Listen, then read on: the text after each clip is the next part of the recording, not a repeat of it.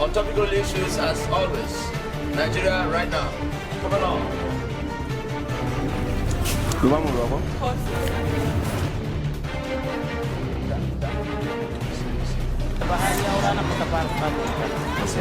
Gaskiya wuta normal. As it relates to the relationship.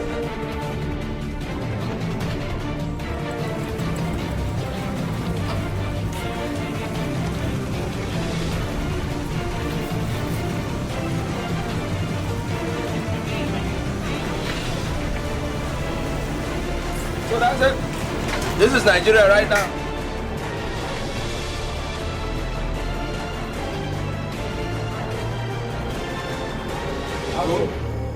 Action.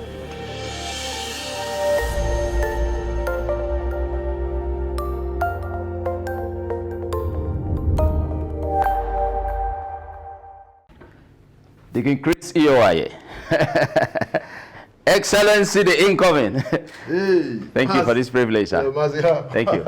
Did I catch you doing something? Oh, yes, I was just doing some work this morning. Well, please, the hot seat. Thank you. I know it's already a busy moment for you. Thank you. We had to do everything possible to have you. Congratulations. Congratulations on your emergence as the candidate of NDC. Thank you so much. How is it going? How did you come about it? Where have you been, really? Oh, well, first of all, thank you, for the way things have gone, and thank you for actually coming this morning. Thank you. That's the question that has been asked now and again. Where have you been? Where have you been? Yeah, because we haven't been seeing you within the political arena and all of that, and then you just clinched the ticket. Wow. Yeah, but the truth of the matter is, I've been a private sector man. All my years. I've been in the business space for upward of about 30 years. And that I've been doing, quite, remarkably. But the truth remains that for Delta politics, as it were, we've been on the sideline trying to see, what becomes of government and governance. And over these years, we have seen it. And it's not, you can't put your hand on it. And I believe that if you leave this thing even from now till thy kingdom come, you may not get the result, the desirable result, that benefits our people. So I decided to take the first step in 2022-2023 election cycle. As a new entrant, this same question was being asked even at that time. But I would say, things have evolved, and one have been able to put one foot in and the other one in, and we are here today. And I think now there's a yearning and there's a calling, for me, to put my hat in the race. And that's exactly what I did. So you are in the race now. I'm wondering, Deacon, right? That means you're very active in church. Are you a pastor possibly? And how is that mix of politics and the Christendom that you represent by that deacon thing that you? Okay, well, people when they hear deacon and they say that, but if you look all through history, even Bible history, it's all about governance. Yeah. People who made their mark, in Bible times, they made their mark in governance. Serving the people. Yes, serving the people, whether it is Joseph, whether it is Daniel, just name it. Even our Lord Jesus Christ, he came to serve. Yes, he came to serve. That's the truth, sir. Very true. It's all about governance. Yeah. And people who really made their mark remarkably well, they were the people who served the government of their day. So being a Christian doesn't take away service. In fact, Christianity is service all by itself. And being a deacon, sir, for Bible scholars, it's about serving the table. I'm not a pastor. I must be very, upfront that, many a time I've been asked, Pastor, no, I know my position. I know why I'm here. You're a child of God. Yes, I'm a child of God first and foremost, and then to serve tables and to try and meet the needs of my people. Okay, let's bring in your people.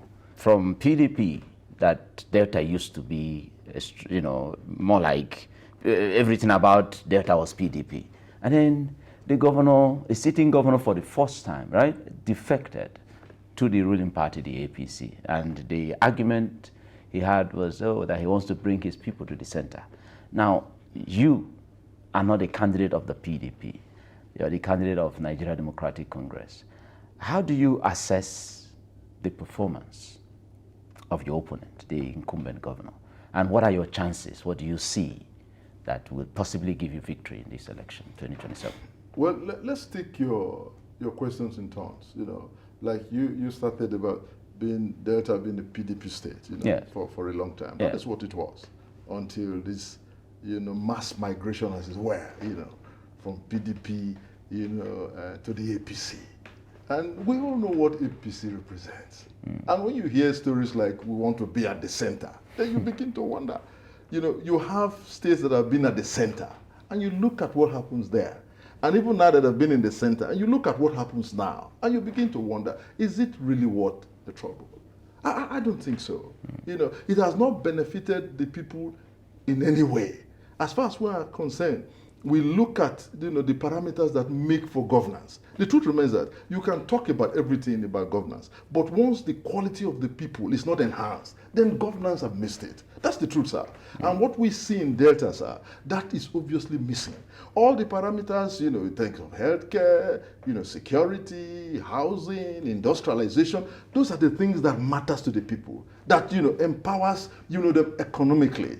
As we speak, sir, for Alaska, 35 industries in Delta. Delta used to be an industrial hub. 35 industries. They are either ailing or they are moribund.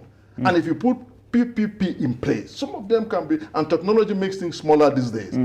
That will, increase our GDP and the IGR of government. You see the IGR they were posting last year of about 157 billion. I think it's an insult to Delta. That's the truth, sir. When Lagos is doing 1.2 trillion, and what is in Delta is not in Lagos. So you can only give what you have.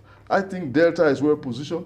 Delta is a mini Nigeria, and I think that by the time we have the right government in place, our people begin to see the benefit of governance. In the last election, even then, you had the then governor as vice presidential candidate that is in 2023 contest. Delta delivered Peter Obi.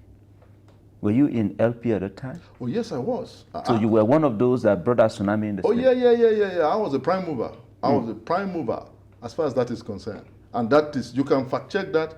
You can ask the people, they know, I was in the front burner. We kept people, I kept people on salaries, I was yelling out materials, I was engaging the people. It was, sir, that is, at that time they were saying, the obedience, there are 4 people tweeting in the room. Yes. And they saw the avalanche. And you defeated an incumbent governor, vice presidential candidate. Yes. After that election, with all humility, the governor then, Okowa, he sent for me to say, look, is there nothing? And we had a very robust debate. The truth is that, sir, we did that was not expected. And we're about to repeat that again. Because please remember, that's a governor that is a sitting governor, and he was on the ballot as a vice president, and he lost in his ward. Yeah. No, it has never happened. And the result was before them for 24 hours. But it's not something they could tinker with. So you think that you can replicate that again? Oh, no. We are even going to do much more. We are better organized. You understand? Now we have structures to the unit.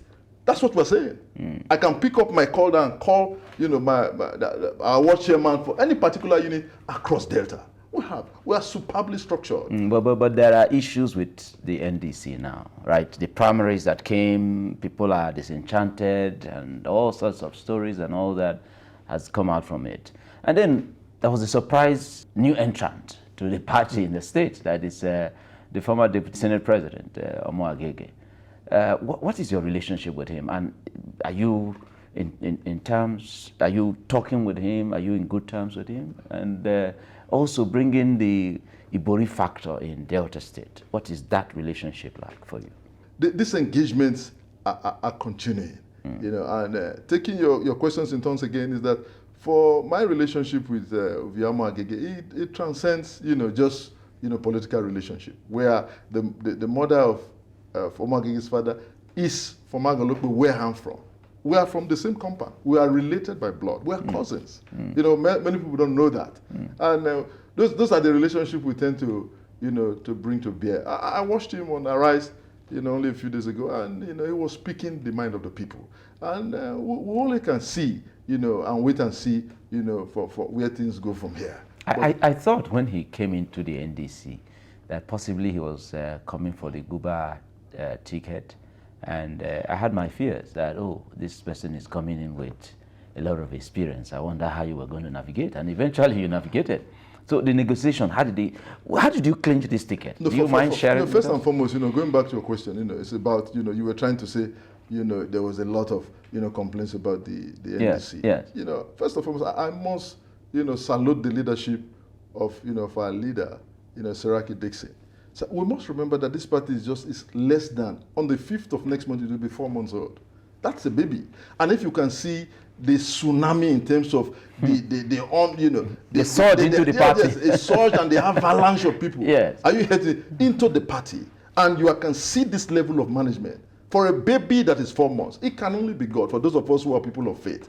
And this thing you are seeing, we thank God for people who can lead. And we are beginning to see, those results. Please, take it. You can take this to the bank. NDC has come to stay, and we are going to continue to manage the results as they come. And we are going to give the people the benefit of democracy. Okay, let's take a break, and then we'll come back and discuss possibly the national angle. We'll discuss the Nigerian nation and what the candidate of your party, the presidential candidate of your party, is possibly going to do for Nigeria. Okay, this is Nigeria Right Now with Dixon Iyovwaya, and my guest is still here, the Guber candidate for NDC, right? And this is Deacon Chris Iyovwaya. We'll get used to that. We'll be right back.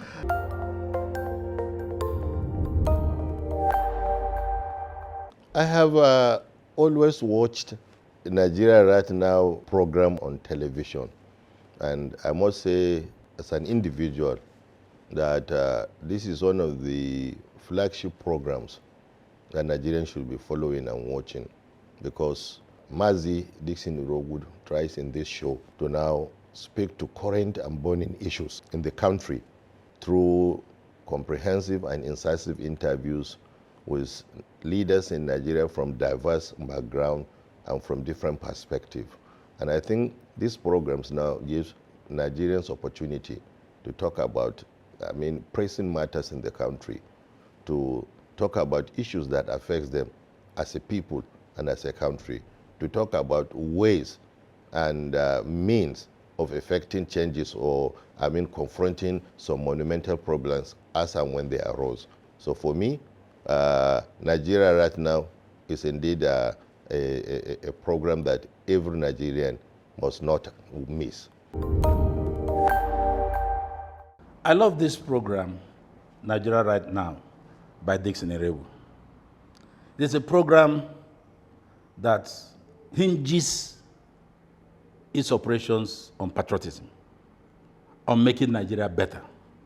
I love it because they don't look at your faces to ask you questions. And I'm someone, if you are interviewing me, you must be hard on me for things to come out. So I love this program, Nigerians.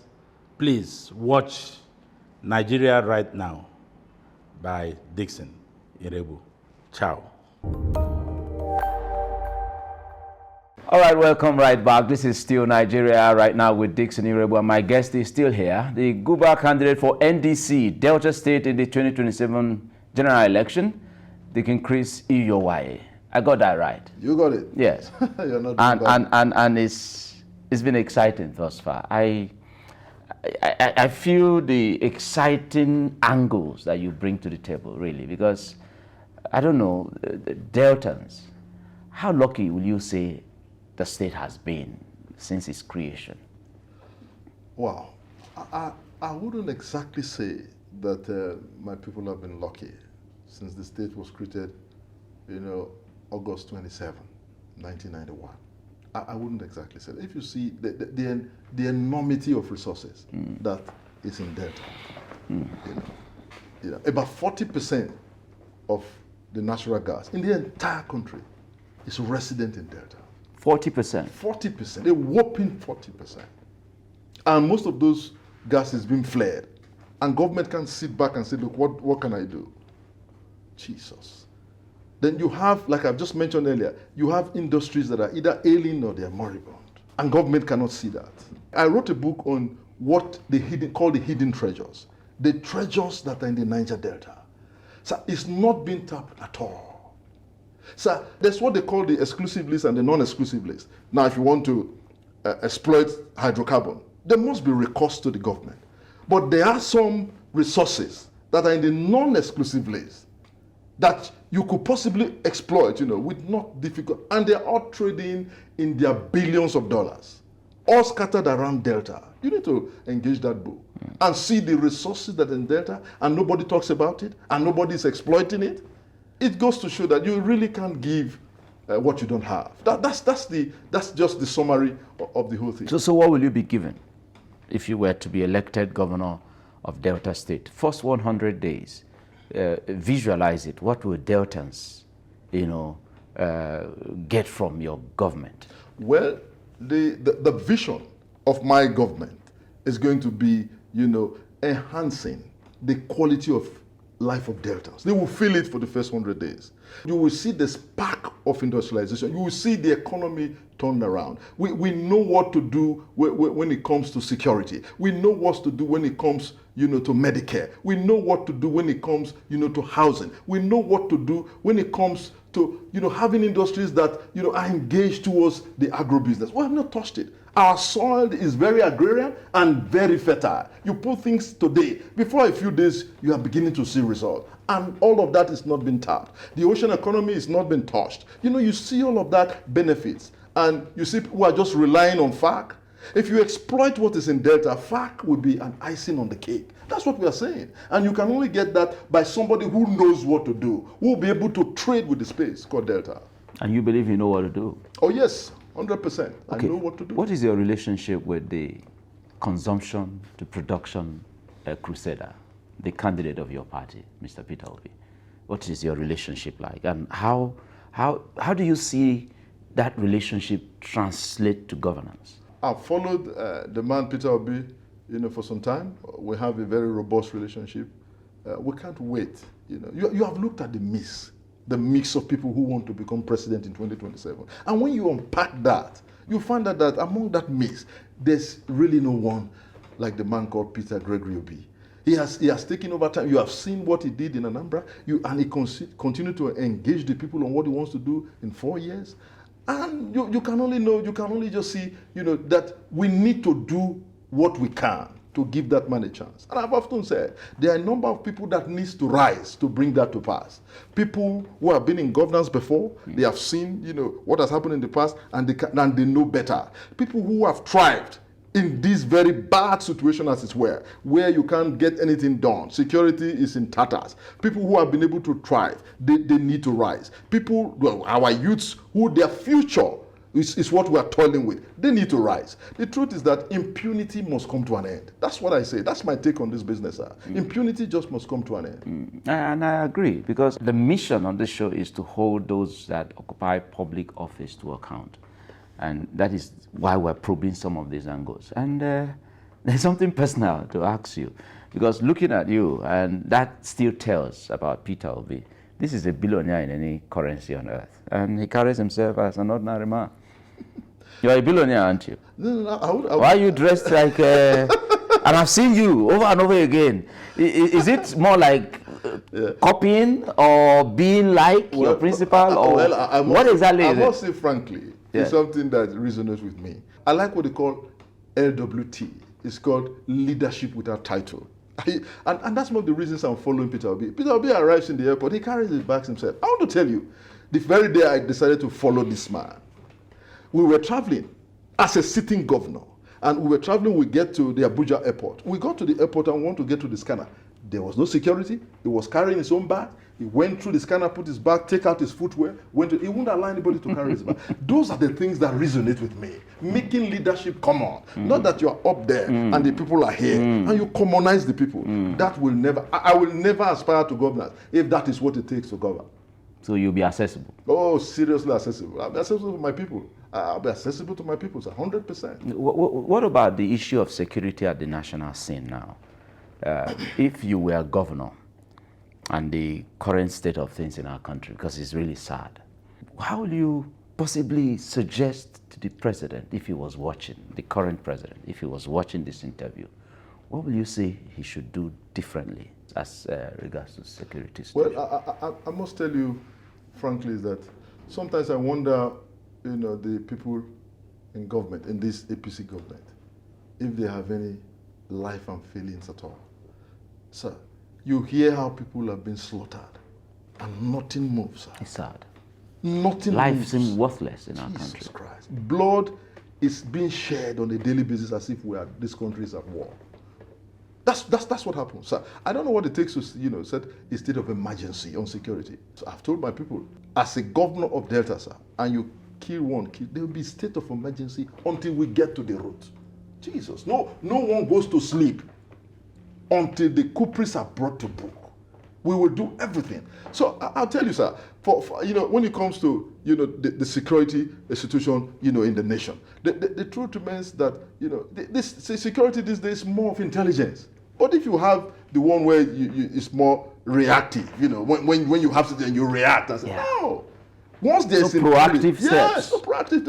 It is based on intelligence. Before it happens, it has been nipped on the bud, sir. Those are the kind of things, security architecture that we want to deal with. You have serious surveillance. You have people who are on the scene and they're trying to know what happens before they happen. So for you, there's a need to declare state of emergency on security. Straight away, sir. Straight away. I won't waste time to do that within my first 100 days. State of emergency on security in Delta. Until we get our people to say, I hear, there are people occupying our forests, our farms, our bush, and you sit down and say it's governance. Please, wait a minute, sir. No, nobody goes to sleep until that is sorted out. I agree. So the campaigns will be, I think we'll have about 6, 7, 8 months. It's going to be about the longest campaign since 1999. How are you getting up towards that? What are you putting in place? Well, one thing that works for us as businessmen who have worked in the oil and gas business is all about planning. We sit down to plan. You understand? We'll strategize. One thing I can tell my people for sure: never again, with our entrance into the governmental space, I tell you, never again will you see nonchalancy, and they will see something. We have a new product in town and we want to sell it, So we're in a hurry to sell. So we have enough time to do that. 7 months, 8 months, good to go. We're going to hit the ground, planning every facet of what makes, for making the vision, realizing the vision of trying to better, the lives and enhancing the life of Deltans and citizens. Final word from you, and this I would like you to send a message to the current governor, the incumbent. Is there any message from you now that you are a candidate? My final word on this is that, look, let's engage. Let's do, politics of issues. Let there be robust discussions and debate. It will benefit me as a person and also himself.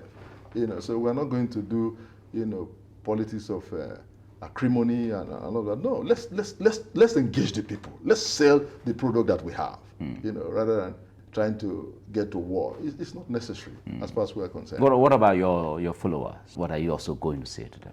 Oh, but my followers is such that they've been in robust engagement, and that's going to be further enhanced. We keep engaging. We will want a peaceful, when it comes to the campaigns, we are engaging the people and we are selling our products.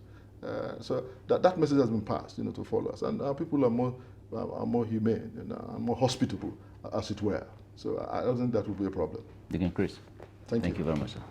Thank you. It's a pleasure. Thank you. Thank you. Nigeria right now with Dixon Iyovwaya, and it's been a wonderful, wonderful time here engaging Deacon Chris, the NDC Guber candidate for Delta State. I can assure you that if this is it, there may just be hope within the corner, and all of us out there must realize that we have a role to play in the development of our country. If everyone does bring to the table their own contribution, then we may just be building that great nation that we're all desirous of. But this is one place where we'll always remember to remind us that no one is more Nigerian than any Nigerian. This place is home to all of us, and it must be well put together so that we may build a nation where no man is oppressed. I see you next week on this same show, Nigeria.